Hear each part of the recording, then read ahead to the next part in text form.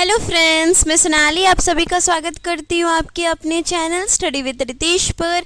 आज के इस वीडियो में मैं आपको एम्स पैरामेडिकल एग्ज़ाम 2025 के बारे में बताऊंगी। इस वीडियो में मैं आपको complete details about AIIMS paramedical 2025 के बारे में बताऊंगी। इस वीडियो में आप जानिएगा कि आपका जो एलिजिबिलिटी है, एज लिमिट है, वो क्या होनी चाहिए, फॉर्म नेम आपका क्या होना चाहिए, आपको जो टोटल सीट्स है वो क्या है, total number of question, total number of marks में कंप्लीट डिटेल्स मैं आज इस वीडियो में आपको बताऊंगी। तो आइए स्टार्ट करते हैं। देखिए स्टूडेंट, फॉर्म नेम, पहले तो आप ये जान लीजिए कि एम्स का जो फॉर्म निकलता है तो उसका फॉर्म नेम क्या है। तो आपको जो एम्स का फॉर्म नेम है वो एम्स पार है। अब देखिए एम्स पार जो है स्टूडेंट, एम्स पार में आपका कौन सा ऑप्शन है। देखिए स्टूडेंट, ऑप्शन का बात करें तो एम्स पार तो आपका फॉर्म नेम हो गया। इसमें देखिए आपके तीन ऑप्शन होते हैं स्टूडेंट, 1, 2 एंड 3, तीन ऑप्शन होते हैं स्टूडेंट। और तीन ऑप्शन में आपका फर्स्ट आता है BSc nursing, BSc nursing.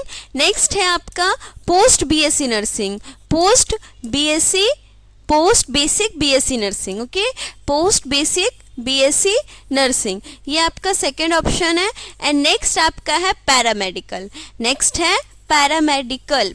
Paramedical में आपको कौन से कोर्सेस आ जाते हैं स्टूडेंट, आपके आ जाते हैं ANM, GNM, BML, ANM, GNM, lab technician, OT, ये सारे किस में आ जाते हैं, पैरामेडिकल में आते हैं।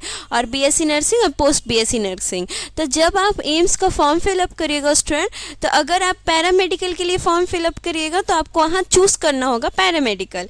आपको जो तीनों के लिए जो है आपका जो फॉर्म नेम है वो है एम्स पार, एक नेम है आपको तीनों के लिए एम्स पार, जिसमें आपको चूज करना होगा कि आप बीएससी नर्सिंग के लिए फॉर्म फिलअप कर रहे हैं या पोस्ट बेसिक बीएससी नर्सिंग के लिए या पैरामेडिकल के लिए फॉर्म फिलअप कर रहे हैं, ये आपको चूज करना होगा।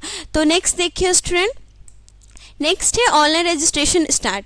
देखिए स्टूडेंट, जैसे कि आप सभी जान रहे हैं कि अब आपका 2024 एंडिंग होने वाला है स्टूडेंट, 2025 स्टार्ट हो रहा है स्टूडेंट। तो देखिए आपका जो फॉर्म फी जो ऑनलाइन रजिस्ट्रेशन है ये आपका जल्द ही स्टार्ट हो जाएगा, क्योंकि मार्च में आपका एम्स का जो आपका जो फॉर्म फिलिंग स्टार्ट होता है, फॉर्म जो निकलता है वो मार्च में निकलता है स्टूडेंट, यानी कि मार्च और फर्स्ट वीक में आपका फॉर्म आ जाता है। मार्च के फर्स्ट वीक में आपका एम्स का फॉर्म आ जाता है स्टूडेंट, और आपको ज़्यादा दिन नहीं, मीन्स 20 से 25 दिन दिया जाता है स्टूडेंट। 20 से 25 दिन में आपको ये फॉर्म फिलअप करना होता है।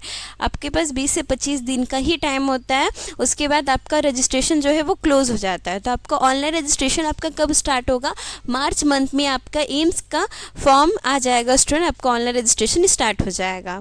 नेक्स्ट देखिए, नेक्स्ट है फॉर्म फी। अब देखिए एम्स का तो आप लोग जान ही रहे स्टूडेंट कि एम्स का जो एग्ज़ाम होता है वो सेंट्रल लेवल बेस्ड होता है स्टूडेंट। तो ये जो एग्ज़ाम है ये आपका सेंट्रल बेस्ड एग्ज़ाम होता है स्टूडेंट, ये स्टेट बेस्ड नहीं है स्टूडेंट, ये सेंट्रल बेस्ड है। तो आपका जो फॉर्म फी है ये आपका तीनों के लिए, यानी कि BSc nursing, post basic BSc nursing and paramedical के लिए, तीनों एग्ज़ाम के लिए आपका जो फॉर्म फी है कैटेगरी वाइज ये सेम है। लेकिन इसमें देखिए स्टूडेंट, अगर आप पैरामेडिकल का भी फॉर्म फिलअप कर रहे हैं एम्स का, और आप बीएससी नर्सिंग के लिए भी फॉर्म फिलअप कर रहे हैं एम्स का, तो अगर बीएससी नर्सिंग में आपका फॉर्म लग रहा है जैसे कि देखिए 2000 है, जनरल ओबीसी ईबीसी का बात करें तो फॉर्म फी आपका जो है वो है 2000 for general OBC and EBC. तो अगर आपका बीएससी नर्सिंग में पैरामेडिकल में 2000 लग रहा है स्टूडेंट, तो आपका बीएससी नर्सिंग में भी 2000 लगेगा। लेकिन अगर आप दोनों का फॉर्म फिलअप कर रहे हैं तो आपको 4000 लगेगा स्टूडेंट, आपको 4000 लगेगा अगर आप बीएससी नर्सिंग और आप पैरामेडिकल दोनों का फॉर्म फिलअप कर रहे हैं। तो आपका चार्जेस अलग अलग है, दोनों का चार्जेस आपका लगेगा स्टूडेंट अलग अलग। और इसमें अगर तीनों का फॉर्म फिलअप कर रहे हैं, पोस्ट बेसिक बीएससी नर्सिंग का भी फिलअप कर रहे हैं, तो आपको 6000 मान के 6000 आपको लगेगा अगर आप जनरल ओबीसी ईबीसी कैटेगरी से बिलोंग करते हैं। नेक्स्ट देखिए एससी एसटी का बात करें स्टूडेंट, तो एससी एसटी के लिए आपका जो फॉर्म फी है एम्स में ये है 1600 है। और दिव्यांग कैटेगरी का बात करें स्टूडेंट, तो दिव्यांग कैटेगरी से आपका फॉर्म फी नहीं है, 0 अमाउंट आपको लगेगा स्टूडेंट, इसमें फॉर्म फी नहीं है दिव्यांग कैटेगरी के लिए।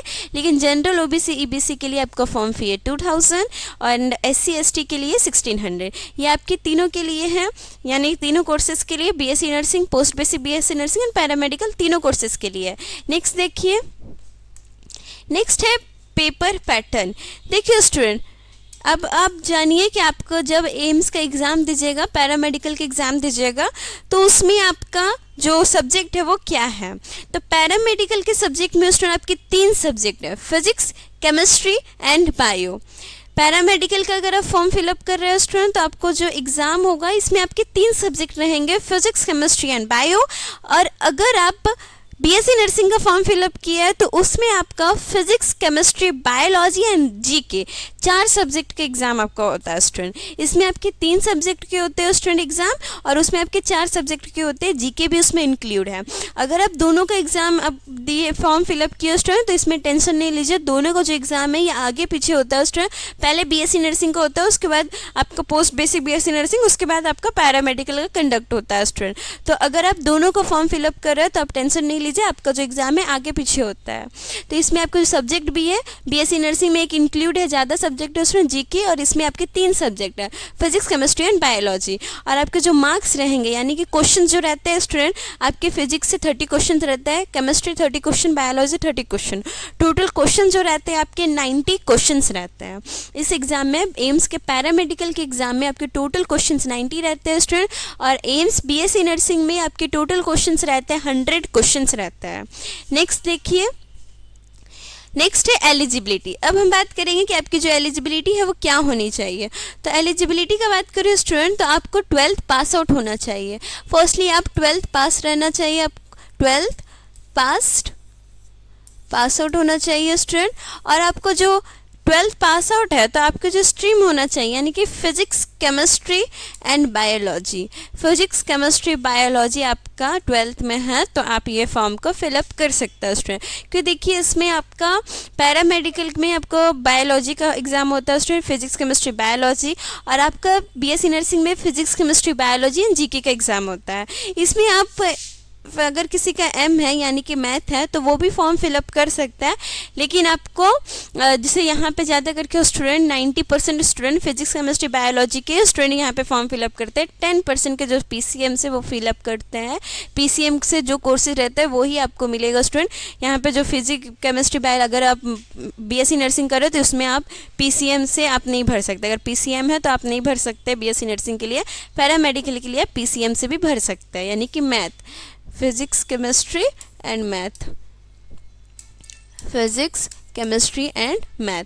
लेकिन इसमें आपके 10% ही स्टूडेंट आपके फॉर्म फिलअप करते हैं, 90% स्टूडेंट यहाँ के फिजिक्स, केमिस्ट्री, बायोलॉजी के फॉर्म फिलअप करते हैं।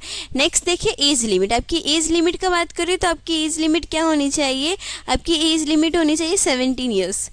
आपकी एज लिमिट क्या होनी चाहिए, 17 years to 35 years, 17 years to 35 years, 17 years to 35 years तक आप ये फॉर्म फिलअप कर सकते हैं। इसमें एलिजिबिलिटी के बारे में समझ लीजिए अच्छे तरीके से स्टूडेंट। आपका जो 12th पास आउट होना चाहिए, पीसीबी एंड पीसीएम दोनों स्ट्रीम से आप फॉर्म फिलअप कर सकते हैं, लेकिन ज़्यादा करके स्टूडेंट पीसीबी से फॉर्म फिलअप करते हैं और पीसीएम से क्योंकि ज़्यादा कोर्सेज अलाउड नहीं होता है स्टूडेंट, इसलिए फिजिक्स, केमिस्ट्री, बायोलॉजी अगर आप 12th से पास आउट किए तो आप ये फॉर्म फिलअप करिए। आप बीएससी नर्सिंग के लिए भी ये फॉर्म फिलअप कर सकते हैं अगर आप पीसीबी यानी कि फिजिक्स, केमिस्ट्री, बायोलॉजी से आप पास आउट किया है 12। देन आपका एज लिमिट है वो 17 ईयर्स टू 35 ईयर्स होना चाहिए। नेक्स्ट देखिए, नेक्स्ट है एग्जामिनेशन। एग्जामिनेशन का बात करें स्टूडेंट तो आपका जो एग्ज़ाम है ये आपका जून मंथ में कंडक्ट होता है। कौन से मंथ में कंडक्ट होता है स्टूडेंट, जून मंथ में आपका ये एग्ज़ाम कंडक्ट होता है। तो एग्जामिनेशन आपका क्या हो जाएगा स्टूडेंट, जून मंथ में आपका एग्ज़ाम कंडक्ट होगा। नेक्स्ट है देखिए, नेक्स्ट है स्टूडेंट मोड ऑफ एग्जामिनेशन। अब हम बात करेंगे मोड ऑफ एग्जामिनेशन का। तो मोड ऑफ एग्जामिनेशन आपका क्या होना चाहिए स्टूडेंट, तो इस एग्ज़ाम में आपका जो मोड ऑफ एग्जामिनेशन है ये आपका है ऑनलाइन। जैसे कि आप सभी जान रहे हैं कि आपका जो एम्स का एग्ज़ाम होता है, एंट्रेंस एग्ज़ाम होता है स्टूडेंट, ये सेंट्रल बेस्ड है, ये स्टेट बेस्ड नहीं है, सेंट्रल बेस्ड है स्टूडेंट। ये सेंट्रल बेस्ड आपका एग्ज़ाम होता है, कहीं के भी स्टूडेंट ये फॉर्म को भी फिलअप कर सकते हैं। ओके, तो इसमें आपका मोड ऑफ एग्जामिनेशन क्या है, ऑनलाइन मोड है, यानी कि सीबीटी कंप्यूटर बेस्ड आपका एग्ज़ाम कंडक्ट होगा। जब आप फॉर्म फिलअप करिएगा स्टूडेंट, तो उसमें जब आप फॉर्म फिलअप करिएगा तो आपका एडमिट कार्ड आएगा स्टूडेंट, तो उसमें आप देखिएगा आपका ये एग्ज़ाम देने के लिए आपका ड्रेस कोडिंग भी होता है स्टूडेंट, और आपका इसमें आप पेन भी नहीं अलाउड होता है स्टूडेंट, आपको अलाउ नहीं होता है, पेन भी लेके नहीं जा सकते सेंटर पे, और आप बॉटल भी लेके नहीं जा सकते। जब आप ये एग्ज़ाम दीजिएगा और आप सेंटर पे जाइएगा तो आपको पेन और आपको जो बॉटल है ये आपको सेंटर में जब जैसे एंट्री करिएगा आप उसी टाइम आपको सब कुछ मिलेगा। और इसमें आपका ड्रेस कोड भी होता है स्टूडेंट, इस एग्ज़ाम को देने के लिए ड्रेस कोड भी होता है। और गर्ल्स जब ये एग्ज़ाम देते हैं तो ये आप ध्यान दीजिएगा कि आप कान में यानी कि ईयरिंग्स या नोज़ ईयरिंग ये सब नहीं पहन के जाएगा, कि ये सब अलाउ नहीं है।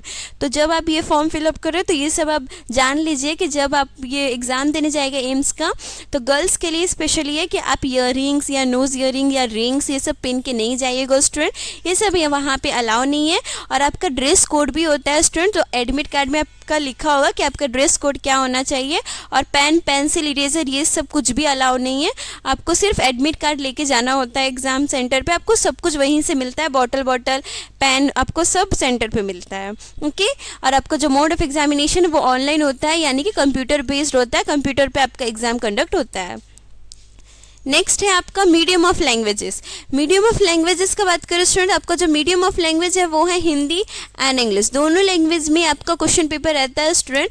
यहाँ पे अब जब ये एंट्रेंस एग्जाम आप देते हैं स्टूडेंट, तो आपका मीडियम ऑफ लैंग्वेज आपका हिंदी एंड इंग्लिश दोनों रहता है। लेकिन जब आपको एम्स कॉलेज अलॉट हो जाएगा और जब आप कॉलेज में जाइएगा स्टडी करने के लिए, तो वहाँ पे आपको सिर्फ और सिर्फ इंग्लिश में ही स्टडी करना होगा। जब आप को कॉलेज अलॉट हो जाएगा स्टूडेंट, एम्स अगर आपको मिल जाएगा, आपका सिलेक्शन हो जाएगा, तो आप जब वहाँ कॉलेज में स्टडी करने के लिए जाइएगा तो वहाँ पे सिर्फ और सिर्फ आपको इंग्लिश लैंग्वेज में ही स्टडी करना होगा स्टूडेंट। और यहाँ पे जब एंट्रेंस एग्जाम का आप एग्ज़ाम दे रहे हैं एम्स का, तो यहाँ पे आपको हिंदी और इंग्लिश दोनों लैंग्वेज में क्वेश्चंस मिलेंगे। बट जब आप स्टडी करने जाइएगा तब आपको सिर्फ इंग्लिश लैंग्वेज में ही सारा कोर्स कंप्लीट करना होगा स्टूडेंट, इंग्लिश लैंग्वेज में ही आपको वहाँ पढ़ना होगा।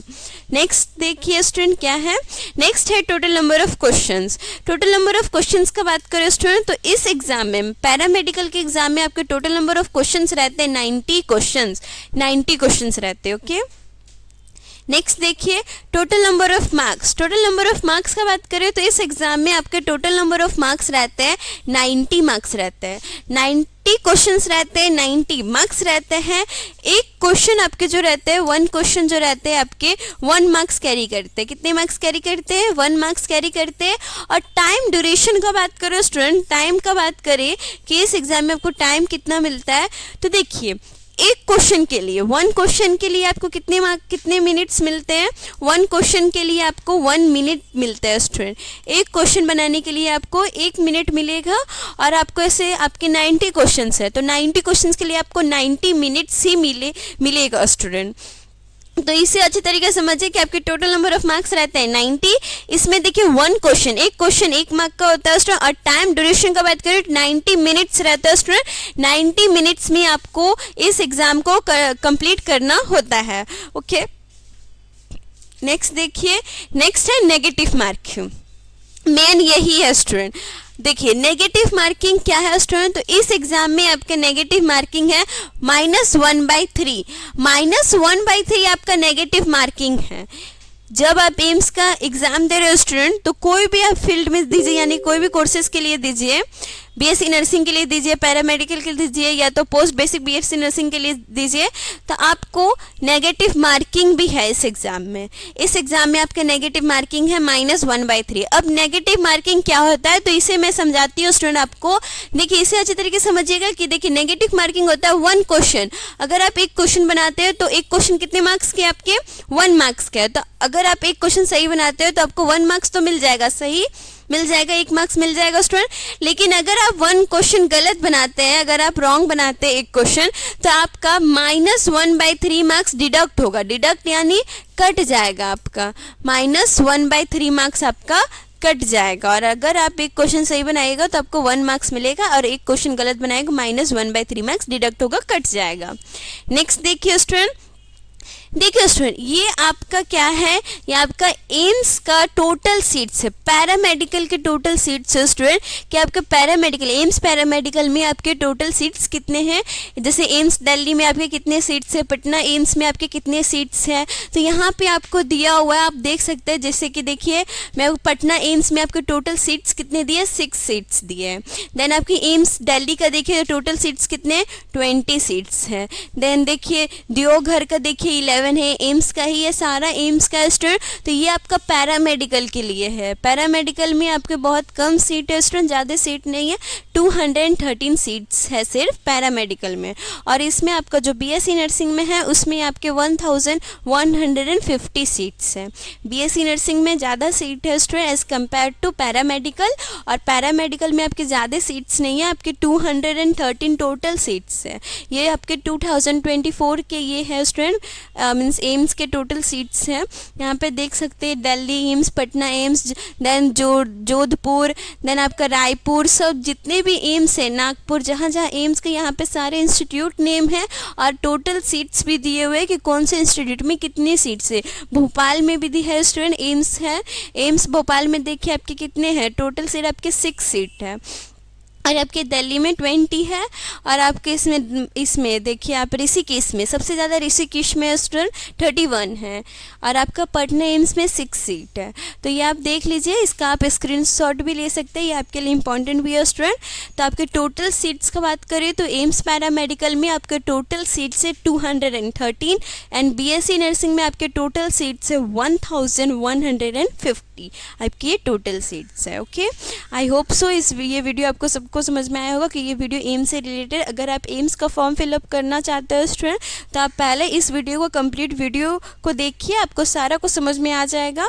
उसके बाद आप 2025 का एम्स का फॉर्म फिलअप कर सकते हैं। Okay, thank you.